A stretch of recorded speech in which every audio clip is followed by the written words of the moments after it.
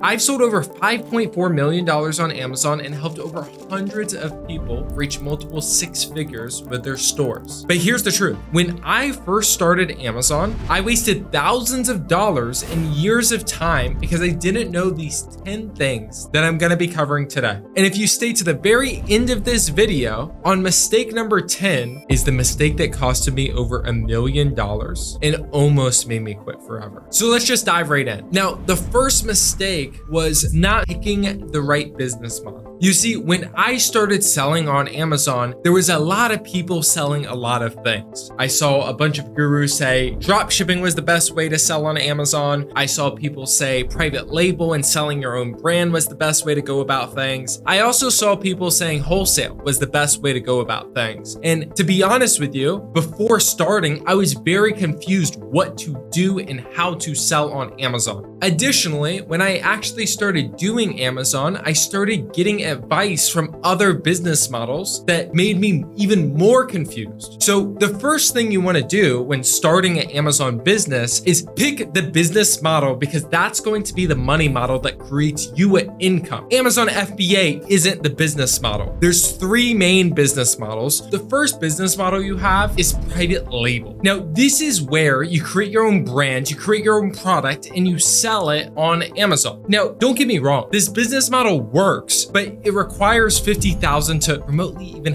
have a good launch and make the type of income you want to generate. Additionally, if you're a beginner just starting out and you have no experience branding products, running paid advertisement campaigns, then these are all micro skills you have to learn to even churn a profit. Now, the second business model on Amazon is wholesale. It's a business model that definitely works, and a couple of my good buddies make good money with wholesale. But if you don't have the time to cold call distributors and suppliers 24/7 throughout the day, then it's going to be very hard to churn a profit, because the only way to make money in wholesale is going to be by giving suppliers calls throughout the day. So if you are working a 9 to 5, it's probably not going to be the best business model for you to get started with, as you won't have the time allocation to make it profitable. Now, the third business model on Amazon is called arbitrage. And in my opinion, it's the fastest and easiest way to cash flow on Amazon in 2025. And the reason I say that is because it comes down to one key skill set, and it's just finding inventory for a profitable price. That's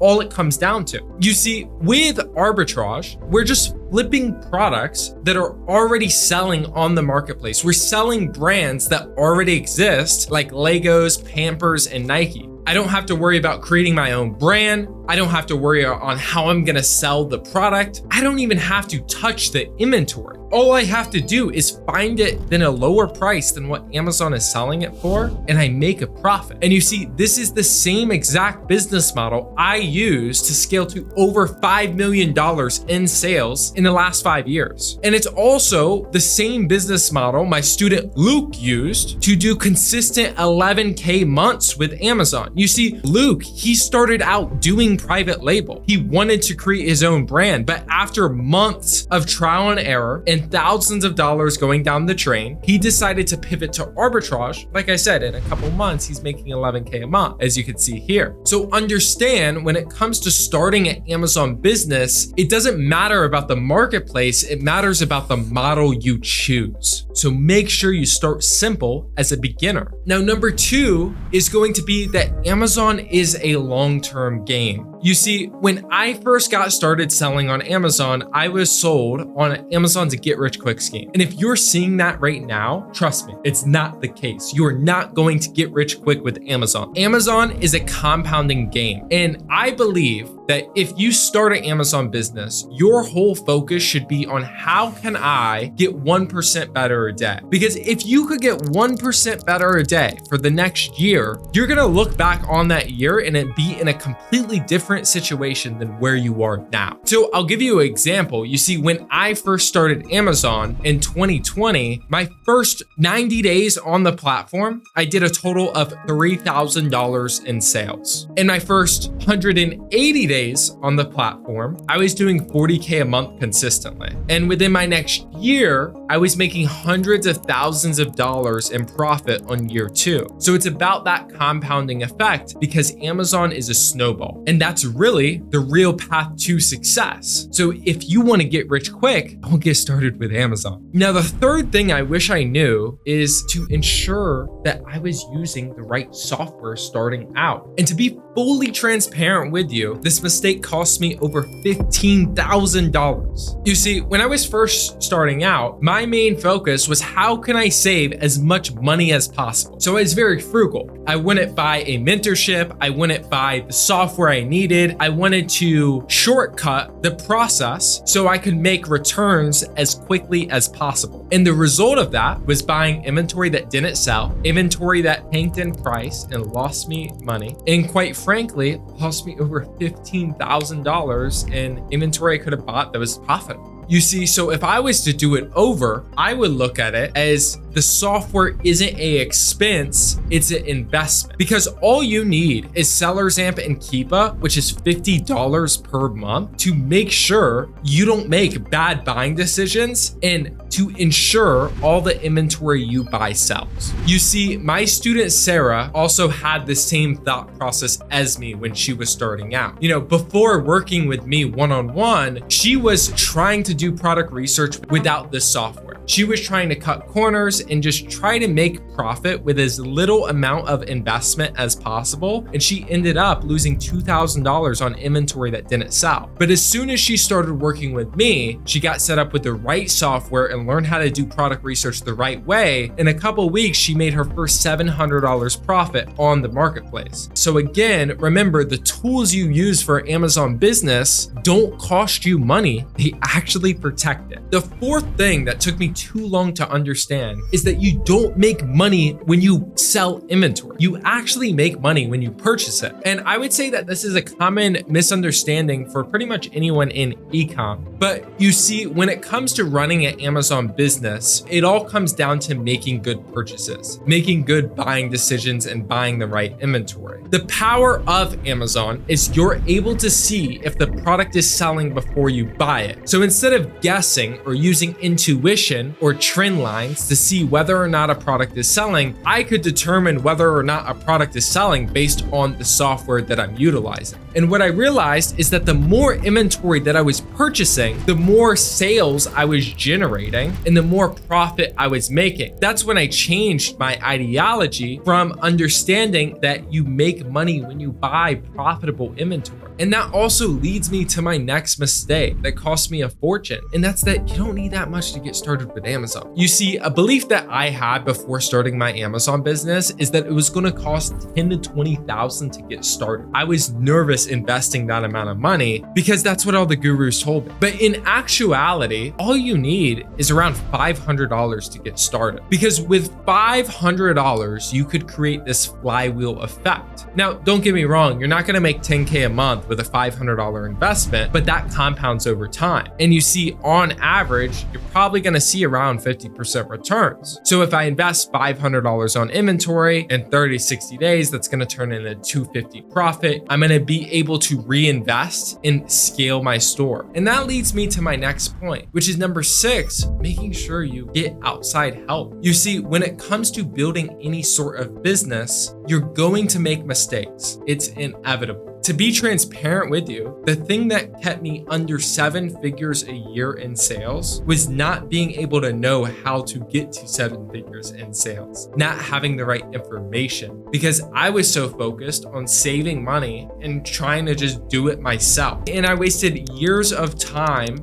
and loads of money because I didn't seek outside help. And it's truly one of the biggest mistakes I've made over this last 5 years. My second year of doing Amazon, my business was stagnating.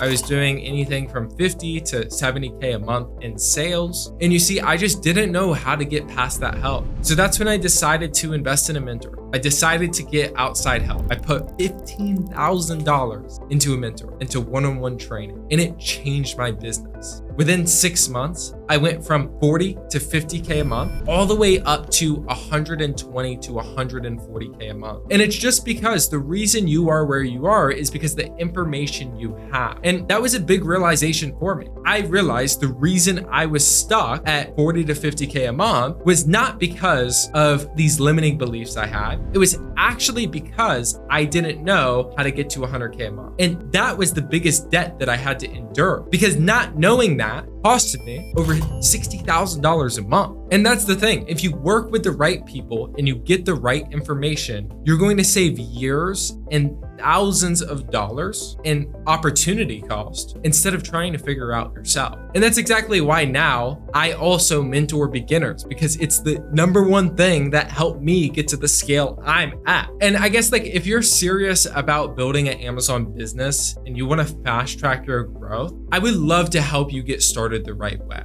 Now, I work one-on-one directly with all my students, and I genuinely don't accept everyone into our program. But if you want to apply to see if you're eligible to work with me, you could click the link down below in this video and we could help you fast track your results. And that leads me to my next point, which was mistake number 7, and that was pulling my profits out too early. You see, for me, when I started making my first $5,000 a month in profit, I was stoked. I knew that this was going to be the thing that I would live off full time. I would get the freedom that I wanted out of life. But you see, I pulled 100% of the profits out of my business. And the key with any Amazon business is that the more inventory you have, the more money you're going to make. So as soon as you pull all that profit out of your business, your sales are going to stagnate. So what I would recommend for anyone starting an Amazon business, at least on year 1, is to reinvest a majority of those profits back into product, because the more product you have, the more profit you're going to be able to make. And once you're at a point where you feel like the income you're making is reasonable and it's something you could live off, I would recommend to take anywhere from 40 to 70% of your profits, just depending on how comfortable you are with your business. Understand, to scale any Amazon business, it will come down to capital and buying more inventory. There are other ways to optimize and scale your storefront, but this is going to be the biggest lever you could pull, especially as a new seller. Now, the 8th thing I wish I knew was that prep centers equal freedom. You see, when you start an Amazon business, you are required to prep inventory before shipping it to the Amazon fulfillment center. Now, what most Amazon sellers do is they ship the inventory out from their house themselves. They package the inventory. And as you could see on the screen, I used to have this warehouse that I used to sleep in and work 15 hours a day, until I realized that I could just have a prep center do this work for the same price it cost me to ship out this inventory. And that's what I did. You see, if your goal is to build a real business, you're doing it because you want to achieve freedom. You want time freedom and you want financial freedom. And in order to get that, you can't start a business and be a glorified packer. A prep center is a third-party service that is going to eliminate all those problems for you. And yes, it costs money, but to be candid with you, if you get a prep center in a tax-free state like Delaware or Oregon, you actually save money depending on the state you're living in. So it's a win-win. The 9th thing I wish I knew before starting my Amazon business is just don't let reviews impact you personally. I'm an extremely competitive person. So when I got my first bad reviews, I almost nearly quit Amazon. It felt like I was failing. But what I learned is like a few bad reviews just isn't the end of the world, because you can't please everyone. I even had like reviews saying like my products were used, even though I knew the supplier I bought it from was new. And it really annoyed me at the time. The key is just to manage your emotions when running a business. You know, you have things like this pop up, but it's always being in a state of equanimity and not letting your feelings get in the way of your actions. Because if you do that, probably won't make the best decisions. And trust me, when it comes to selling on Amazon, there's no way you could sell millions of dollars worth of inventory and not get a single bad review. It's inevitable to happen. So just don't let your emotions get in the way of your business and your decision-making process. And the last mistake that costed me so much money, can't even tell you how much money this thing cost me, is learning how to handle your inventory correctly. When I started doing Amazon for 2 years, I didn't really focus on managing my inventory correctly. Number 1, I wouldn't replenish the inventory that was sold out. And number 2, not being able to file a claim because I didn't know that there were discrepancies with Amazon services. These 2 mistakes costed me at least hundreds of thousands of dollars. Because if you're out of stock on inventory, that is potential sales that you should be capturing every single day. Additionally, if you have discrepancies with Amazon, they will reimburse you for inventory that they missed. It's their fault. So if you're not capitalizing on those two things, and if you don't have proper inventory management, it could take you out of business. Now, be transparent with you. Amazon has changed a lot in the last 5 years, and especially in 2025. It's a lot more competitive, but the opportunity is bigger than ever. You could take what I shared today and go implement it yourself, and you will definitely see results and save years of time with the mistakes that I had to endure. But if you're really serious about scaling this business and building a real income producing asset and want to skip the trial and error and shortcut the process, you could work with me directly. And if that's something you want, I put an application link down below that you could fill out, and we could just see if we're gonna be a good fit to work together. And if you're not ready for that, I put together a free Amazon course that will help any beginner go from $0 to $10,000 a month with their business. So click here to view that video. Also, make sure you hit the subscribe button because I'm gonna be dropping content weekly, and I will see you in the next video.